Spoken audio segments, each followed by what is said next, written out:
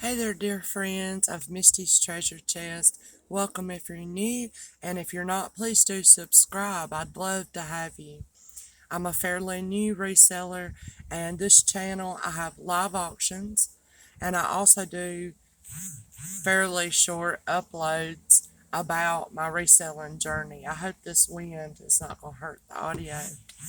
So I'm out here at this little bus stop where oftentimes I get away from everybody, gather my thoughts, sit and relax, look at the soybean field across the way there, and I share information that I'm learning or maybe mistakes I've made. I haven't done that so far, but I will because I'm human. I make plenty of them. So, anyways, today I wanted to share a little bit about why I started reselling, how it came to me, and everything, and to say you can too. You know, it's very easy these days to do it, but if you're considering it, please do know it is not easy. Not if you want to grow, not if you want to gain new customers, and not if you want to have a good reputation and do a good job. It isn't easy. It is hard work just like anything else in life. And for me, a rule of thumb I've always had, I learned it from my dad. He never said it, but he lived it, and I saw it in his work ethics. And that is to go above and beyond what is required of you. And I have tried to teach my children that they may not be at the stage where they do that right now, but I hope that it'll come to be that they'll be the same. So I'm thankful to my dad for teaching me that lesson. Though he never gave voice to it, he did exemplify it in his lifestyle. Um, and I've always done that. Now, part of that might be maybe am I a people pleaser? I don't know.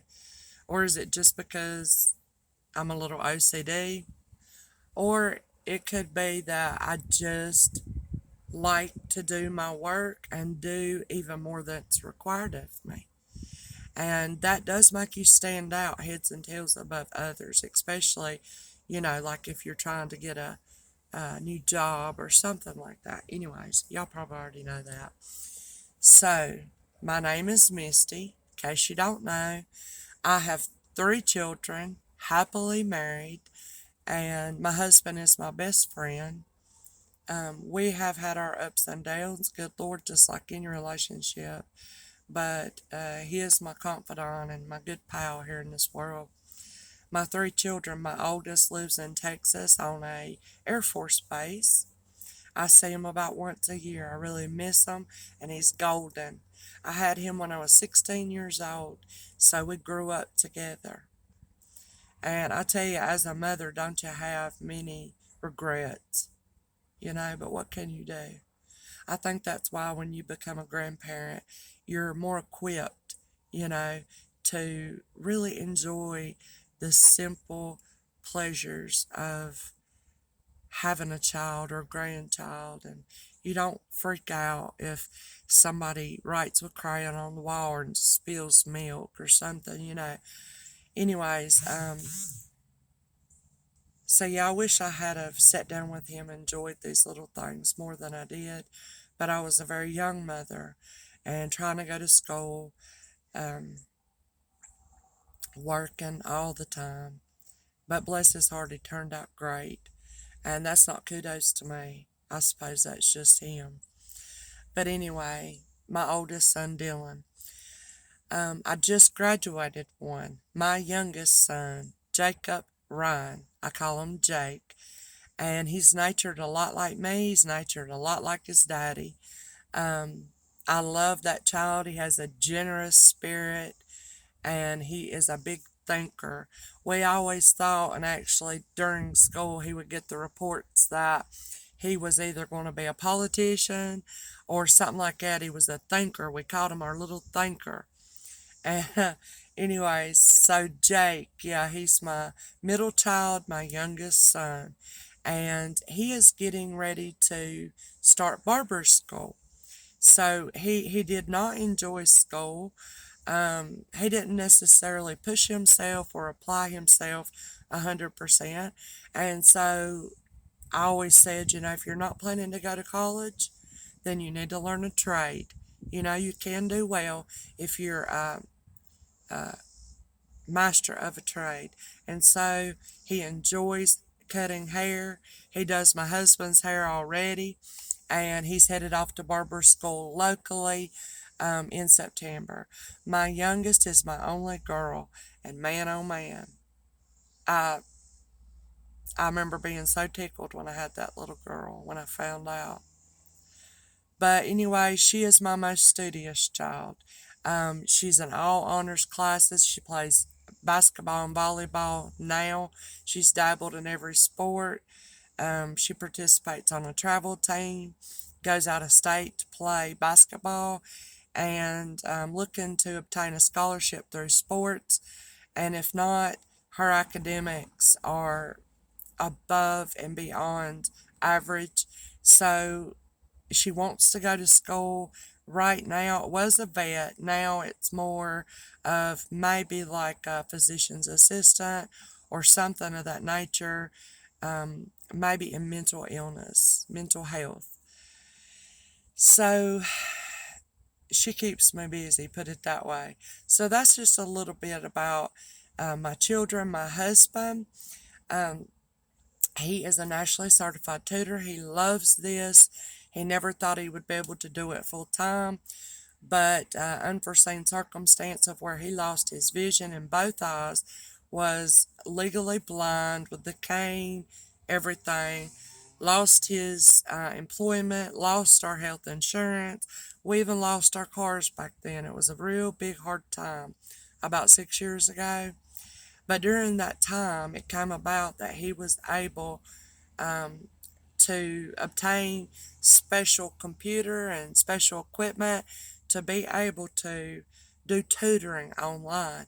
So he tutors students, not only high school students, but adults that are going back to college to get credits to move up in their job, or college students. So he does that. He enjoys it. And that's a little bit about him. Y'all may know him from giving me the breaks there during the live auctions, which I really appreciate, because my bladder has a mind of its own. I'm getting older, y'all. These things happen. And it is kind of difficult to go 3, 4, 5, 6 hours doing a live sale without a break. So I appreciate that. So I was, from the age of 21 until my early 30s, I was in healthcare, working with adults with mental illness. I enjoyed that. It was a challenge for me. I worked in assisted living mainly, and held every position there was to hold in two particular assisted living facilities, from activity director to office manager there. I worked in the kitchen, all of it, and it helped me to understand um, business concepts by holding all those positions.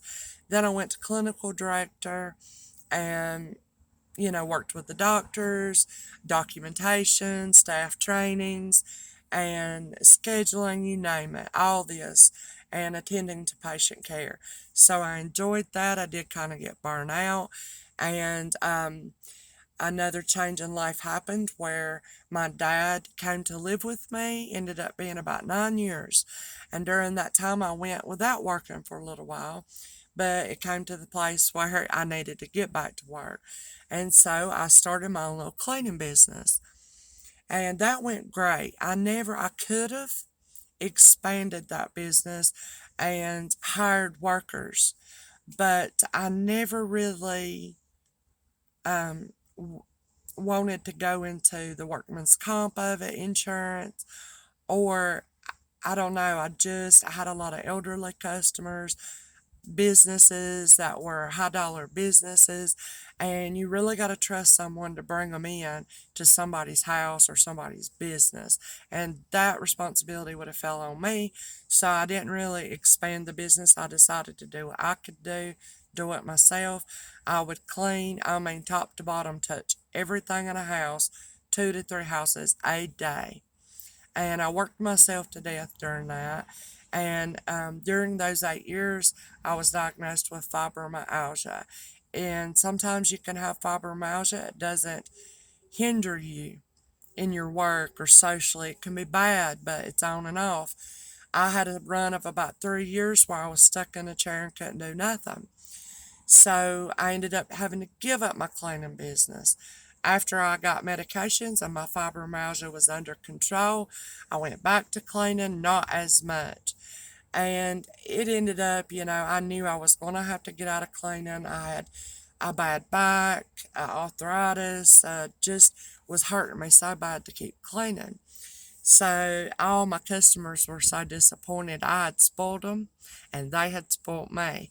I had one little older lady, she'd make me sit down and take a break, eat some nabs or chicken salad, a sandwich, and have a drink. She would make me do that. And she said, now listen here. She said, you go like I do when I was young, just 100 miles an hour and don't take no breaks. She said, now you can't, you got to be good to yourself. So she's still my friend to this day, and all of my customers I speak to from time to time. And actually, I took on one cleaning customer even after starting my Misty's Treasure Chest.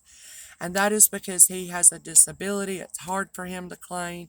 He always treated me good. He makes it worth my while to drive 45 minutes there and then back to clean his house. I do it once every 2 weeks, and he's a nice guy. So I started thinking, I've talking to my husband, I've got to get out of the cleaning. And for about a year, I knew I was going to have to. Now, I've got to cut this off soon, y'all. And I'm sorry if it's boring. I'm just trying to give you a little insight into me and my life and who you're ordering from. But, so, I was just thinking what I could do. I thought about my husband's planning to expand his business, hire more tutors. P.S. He is looking for some retired teachers to take on his elementary or middle school students. Email me or leave a comment if you're interested in that, and I can get you hooked up with him to talk.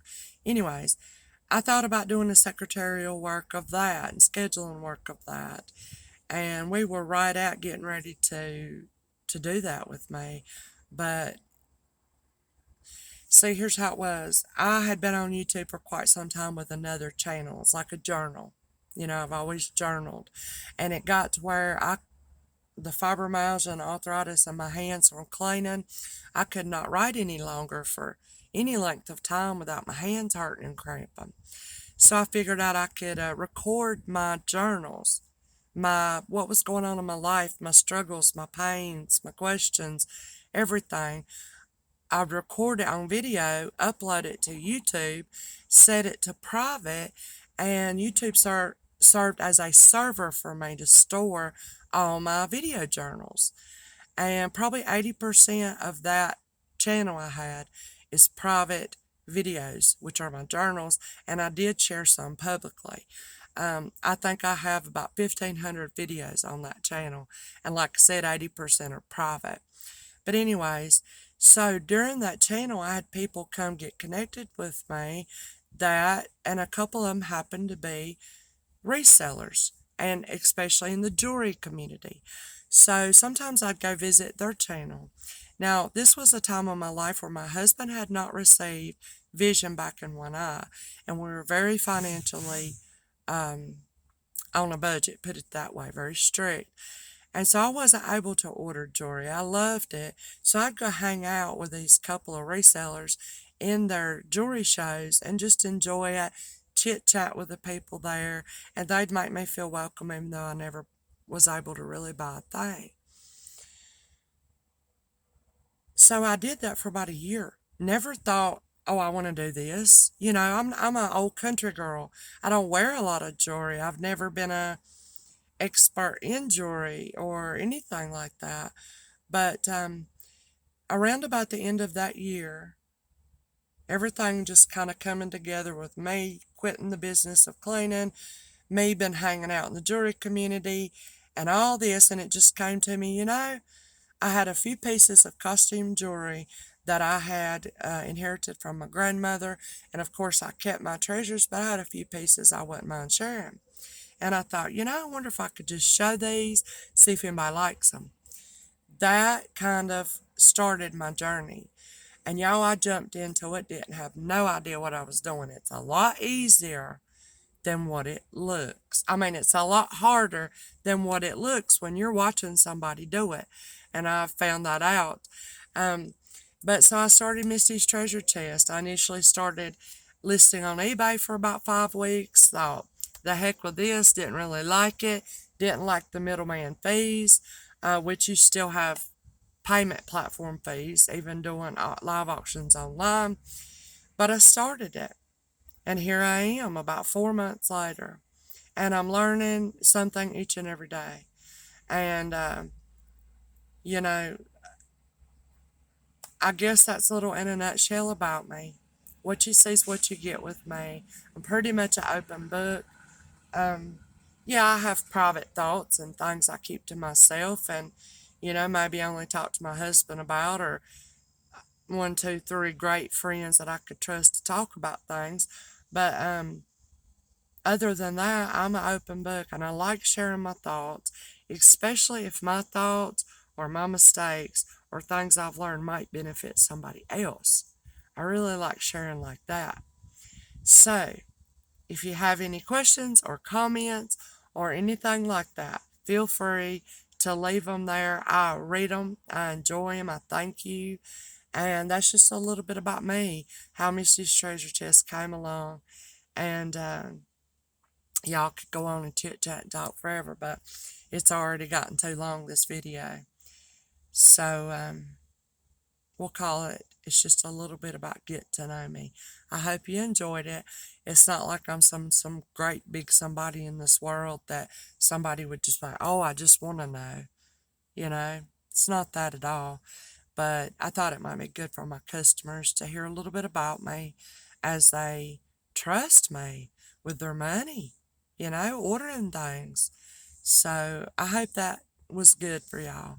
I love you. I look forward to seeing y'all tomorrow night on Tuesday night, 7:30 p.m. Eastern.